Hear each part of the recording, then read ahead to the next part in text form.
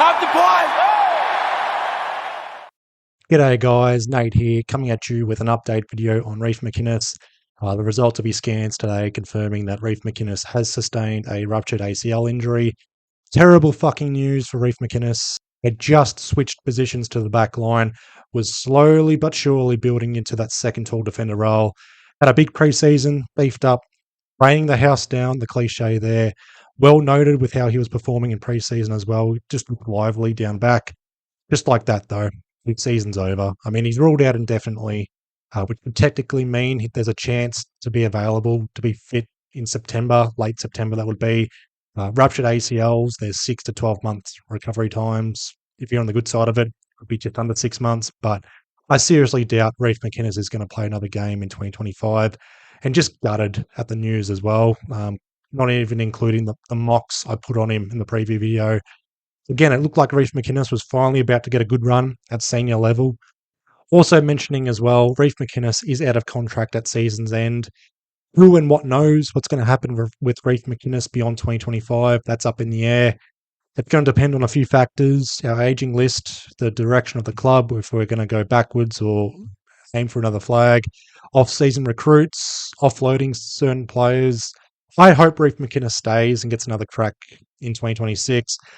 It would probably mean we put him on the rookie list as well, but I want to see Reef McInnes get another crack while playing for Collingwood, another crack down back. Even if it's down back or playing as a small forward or that mid-tall forward, playing that forward role, he typically gets about 5 or 10 disposals a game, somehow kicks a goal or 2 a game. Last year, he played 9 games, kicked 13 goals, kicked a goal in 8 of his 9 games played. 23 games, as mentioned, 19 goals. So he's no slouch wherever he plays. I just think with the initiative that Reef McInnes showed in the preseason, taking on a new role down back, I preferred that Reef McInnes stays at Collingwood. We don't delist him. It would be a shame if he was delisted at the end of this season due to this injury. This second tall defender role at Collingwood is a poison chalice at this point.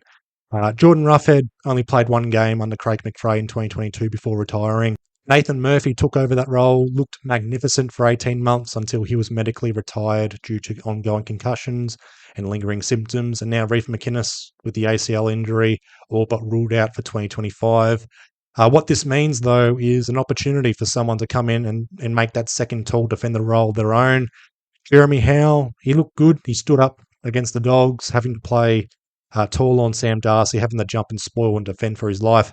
However, he's 34 years old, going on 35, which could very well be his final season. You got Braden Maynard, who sometimes can play that second tall, but it really exposes his height, and there's also talks of him potentially leaving at the end of the season as an unrestricted free agent to North Melbourne, who are currently offering 6 years for $6 million. 666, bloody hell. I'll talk about that in another video, though. So when you think about it, what are the realistic options for Collingwood's second tall options for both 2025 and long term as well? Fortunately, I did watch the VFL match between Collingwood and Sydney Saturday afternoon, so VFL opener. That was right after I uploaded the round 2 review video. 14 AFL listed players for Collingwood, 6 of them down back, so another 2 played defensive roles as well. The safe option for me for height and for locking down would be Billy Bad Boy Frampton.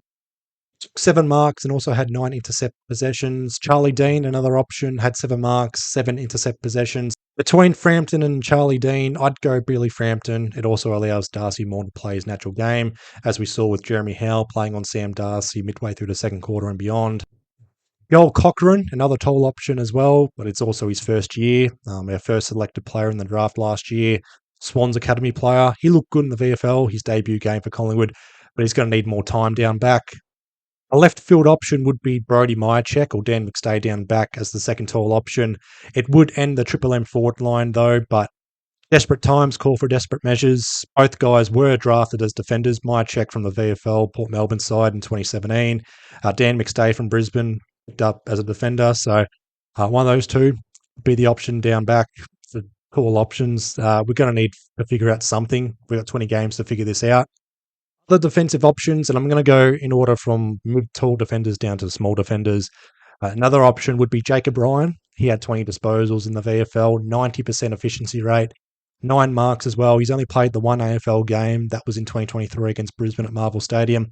He also got concussed in that game, so he's only played basically 1/4 of AFL footy. He's contracted until 2026, so we see something in Jacob Ryan. He's a potential Jeremy Howe replacement for 2026 and beyond, but he may need to come in sooner. TJ is another option. He's only played one AFL game. That was last year against North Melbourne, also at Marvel Stadium.